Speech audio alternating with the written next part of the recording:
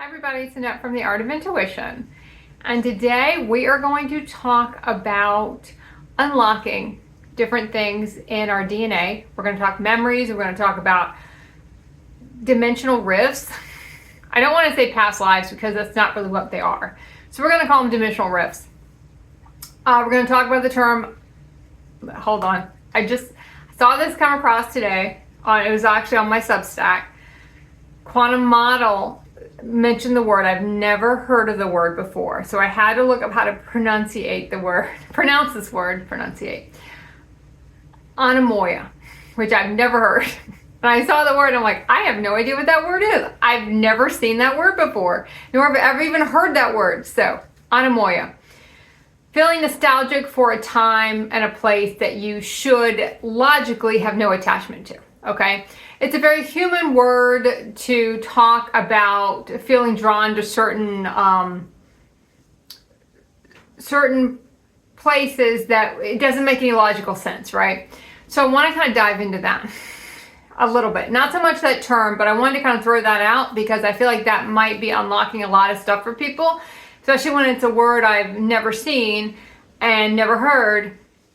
And I had a similar experience, not really experience, but I was going to do a similar video anyway before that word popped up, right? So I was in my car this morning. I was driving home, and this song came on from Richard Marx called Endless Summer Nights, right? I think it was out in 1988, and I only remember that because that did come on my radio this morning, or the year it was out. And I remember that song. I was in high school in 1988. I'll go linear for a minute, but I'll bring it back around. I was in high school. So I knew that song. It's been in movies. I mean, it was a very popular song back in 1988. I'm sure it got to number one. It was one of his bigger hits, right? And I was listening to it, and I probably have not heard that song in its entirety in decades. Where I would sit there and just listen to it. But not only was I listening to it, I could sing every word of that song. And I remember thinking, this is kind of weird that I remember every word of the song. It wasn't the type of thing where you kind of wait, or this will happen where you kind of wait. Can't remember a song until the rhythm starts. And then as soon as they go into that first chorus, you remember that song. As soon as they start it, every rose has its, well, I'm going to date myself a little. My human dating, every rose has its thorn, has a similar kind of hook to it, right? As soon as you start to hear Bret Michaels play that riff, you're like, oh, it's every rose has its thorn, and you remember it right before you start saying that first word, you remember that song. You remember that first verse, you remember that first line, and then you just keep going. Now that song was played a lot more, because it's still played today, more than probably Endless Summer Nights is. But it got me thinking about how we kind of have this human theory, an anemoia, shall we say. I know I didn't use that right, but bear with me. That, I unlocked part of my memory of that, or, I remembered that. And we kind of think it's in the brain. Oh my God, I could just all of a sudden remember that time in my life and built out this entire song, right? But you can think about, 5 days ago, I could not find my car in the parking lot because I had no memory of where I left it. But I can now also unlock a song from 40 years ago that I've not sung in its entirety since I saw the video on MTV back many decades ago. So how does that work? Why is something so almost visceral and you can just go through the entire thing, go through the entire playbill of something, whereas something else you can't, it's got no relevance. You're just like, I don't remember where I parked my car. That was 5 dimensions ago, or we're talking about why, what is it? Is it short-term, long-term memory? It's what our human's going to try to talk to us about. That's what our human consciousness is going to say. It's one short-term, one's long-term. You have to unlock it. You never really forget anything. Everything leaves an impression. Everything leaves an impression on your energy field, right? And that's just not this time, okay? It works the same way for every multidimensional time you exist in today. So if you want to call that a past life, you can. It kind of sections it out. When you want to think about everything happening at the same time, there is no timeline, as far as past, future. It's all kind of stacked on top of each other, right? And you kind of get a different iteration of a different timeline every time you move to a different spot in time. or maybe I want to say that a different way. You're gonna get a different iteration of the reality when you move to a different frequency, shifting up the timeline to a different timeline in a different frequency. So the whole thing is different. It all plays out differently.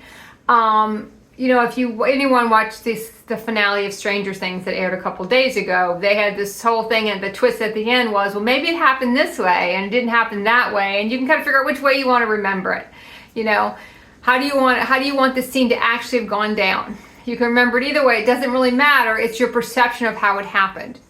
So when you start unlocking things, we kind of think, okay, I remember that song because it happened in this human existence for me, right?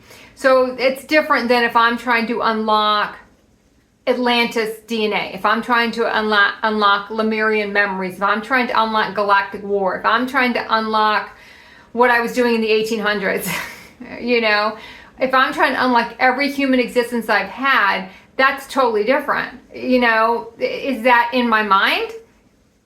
Or will I say now, that's in your DNA? And all of it's in your DNA. Even that Richard Marx song is in my DNA somewhere. That's how I could remember it. It's not in my mind, it's in my DNA. And the higher we go in frequency, we start to unlock our DNA. The more we unlock our DNA, the more we have access to all these memories. We have access to all these things. So what might seem like sometimes we haven't kind of bridged the two together. So if we get into a term like, let's see if I can say it again, Anemoia, I think I said that correctly, we can feel a pull to something, but we have not unlocked the memories to it. So our brain's going to say, well, you have no logical reason to care about that. You have no logical reason to know that. It's kind of like that old, this is probably over a decade ago too. It was a video of a child directing an orchestra. And it looked like he was about 2 or 3, and he was directing an entire orchestra, like listening to it. I guess maybe he was on TV, and he's behind his parents just doing this whole thing. Like he knew how to do it. And it's like, how did a 2-year-old know that? It's in his DNA. He's unlocking that in his DNA. It's happening somewhere else simultaneously. He has access to it. You can think of it as a huge hive mind if you want to, if we're going to keep going through the Stranger Things analogies. It can be kind of a very similar thing. It is all one. There is no separation between you and really technically the person beside you. It's all the same thing. It's all the same mind. But it's in his DNA. He hasn't locked the door yet. He hasn't locked that DNA off yet. He still has access to it. As he ages, the access will get farther and farther away as he gets pulled more and more and more into human consciousness, which starts walling off all that DNA. I've mentioned so many times in videos, they will say 90% of your DNA is junk DNA. They don't know what it's for. They can't find a human reason for this DNA to exist. Now, if anybody thinks our human bodies, or just if you want to call it your soul's vessel, or whatever you want to call it, has been programmed with 90% of DNA that is considered not useful, that just sounds ridiculous. There's nothing not useful. It's just to a human, I'll flip that. It is not useful because you haven't accessed it. So you don't utilize it. It's not accessed. So if you want to think of your energy field as even unlocking your DNA and causing your DNA to even be able to reach out into your field. And that's how you can absorb everything and you can understand everything at a whole different level. Then you can have the stuff like the anemoia, the deja vu. That's going to be my new word, anemoia. It sounds it must be, what's it? I don't know, is it Hindu or French? I don't know what it is. When you start unlocking these things, you can have the feeling, but you don't have access to the memory. So it feels non-logical. Deja vu is kind of a very similar thing. A lot of this stuff you'll see in your dream state first. That's where a lot of deja vu will come from, when you'll see the scene play out. When you're dreaming at night, and then you wake up and then maybe right away it plays out, maybe it plays out months later, maybe it plays out years later, but you get that feeling, but you don't have the memory. You don't have the memory because of the latency effect. And you can extrapolate the same thing from your DNA. You're too far removed from it and you have not unlocked it yet. So because it's so walled off, there's this latency effect, like you've forgotten. I haven't remembered my time in Atlantis. I haven't remembered being a mermaid. I haven't remembered any of these things. I haven't remembered galactic war. I haven't remembered any of my galactic existences. None of that stuff has been remembered. Apologies, I had to cut that. The cat was crying to get outside. He was very distracting to me when I was trying to do this.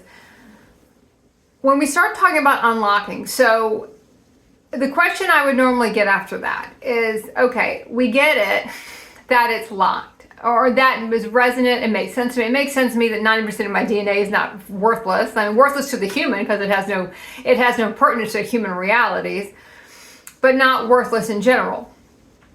So it's kind of like the old adage, you only use so much of your mind. Your DNA is going to unlock your higher mind consciousness too. Higher heart, higher mind, DNA, it's all unlocking at the same time in a sense.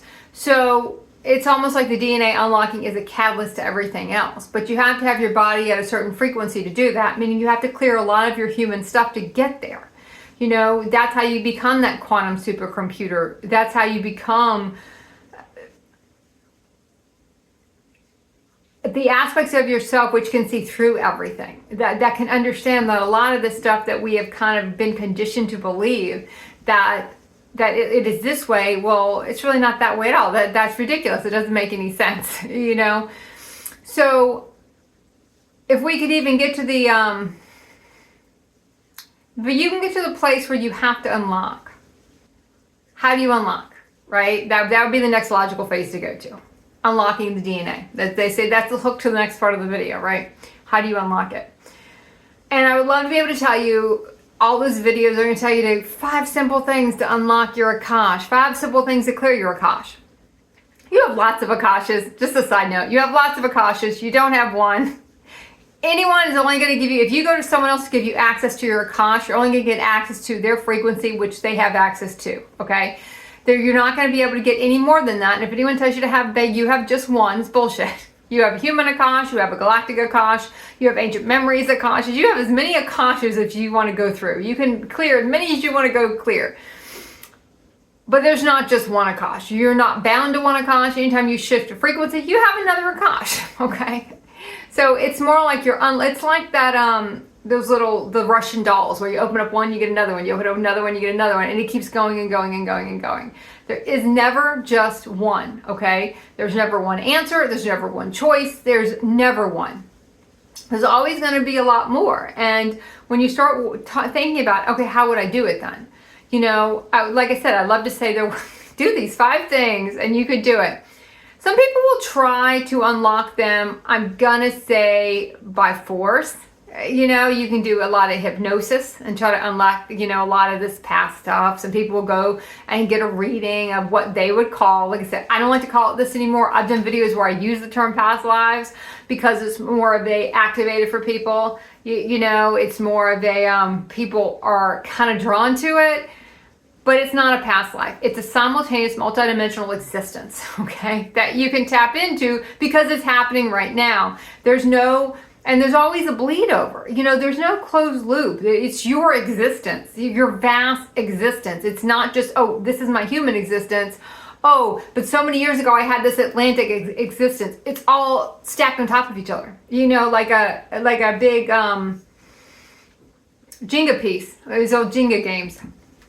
You take a piece out and it all starts to fall down because you've unlocked the next piece. And when you start unlocking your DNA, one thing you're going to know is you're going to have a time in your DNA when things start to unravel. You have your own set point, and that's what's frustrating about Ascension, is you want everyone in your reality to have a set point just like yours.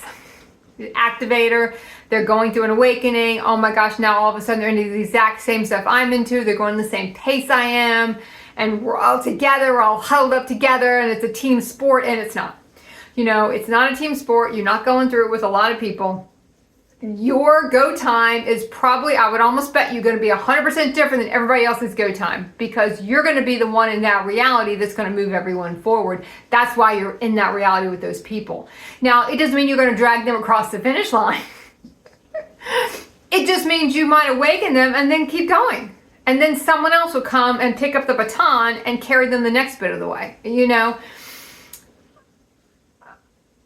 We just want to leave the door open a little bit more than when we walk through it, but we're not supposed to sit there and drag people through the door, because if it's not their time, it's not their time. And if it's not their time, we're wasting our time, because they don't want to go yet. They're not supposed to go yet. They have other things they want to do. And even when it is your time, you have a lot of caveats built into that and a lot of different routes you can go on to clear other stuff before you even go through the door. You know, you can go in the whole twin flame matrix debacle if you want to. You can go sort through a lot of spirituality stuff and figure out where you set on a lot of that stuff and go through the channeling and go through all these things. Some people go through different stages. They get into crystals and they get into a lot of the stuff, and you unlock a little bit at a time. Like I said, some people try to force it with, I can't even remember the psychedelics people were using. I'm assuming people are still using them, but it's been a while since I've heard the name of it. I'm sure anyone will know what I'm talking about, where they would start unlocking and starting to be able to see through the veils. Now, that's what you call a forced awakening in a sense. Yes, it's going to open them up, but they won't be able to support it because their body's not there yet. You can open up your mind, but if your body's not ready, you're just going to shut back down again, okay? Your body has to be ready for that. Your body has to be prepared for the whole thing. You know, it's kind of like we're doing a lot of references today. And welcome to Derry. There was a person there that could see ghosts, but he kind of, what they said, closed the box. He didn't see anything unless he wanted to. And, you know, it opened the box, so he was seeing everything. The guy was seeing everything, and he was just bombarded with it all. And that can cause a lot of people a lot of mental confusion when all of a sudden everything's bust open all at once. And that's why it's not developed, it's not designed to be that way. Your awakening is not designed to be that way. Your ascension is not designed to be that way because your body can't handle that. You're recoding your body. You're unlocking your body. You're unlocking all these memories. You're unlocking all these things. Just like I unlocked all the words of that song this morning. It's the same thing, but because it's not of this dimension, we seem to think, oh, that's crazy. Whew, stop talking crazy talk like that. It works the same way. So there are ways we can kind of push along. Listening to any type of higher consciousness material, no matter what that's going to be for you, books, seminars. Some people listen to shamanic drumming. I used to do that a lot when I took our dream class years ago. It will shift you. It'll shift your frequency. And as soon as your frequency starts to shift, you start to understand, you start to unlock these things. Sometimes you unlock them in the dream state first because you're more open in those states. Your body is more conscious in those states. Now, let me phrase that. Your mind can expand more. Your energy field can expand up more. You can tee up a lot of these realities to view them. But when you crash back down into the body, you can't remember. That's why we can't remember those things, because the frequency we were at when we saw them is not the frequency our body is at. So once we get pushed back in the body, all of a sudden we forget as we go along the day. That's why people will say write down your dreams first thing in the morning, because your frequency has not shifted enough where you can't remember a good portion of it. But as you go through the day, you'll be like, oh, I don't remember any of that. I don't remember any of that dream at all. Like, none of that even feels familiar to me because I completely can't remember any of that happening.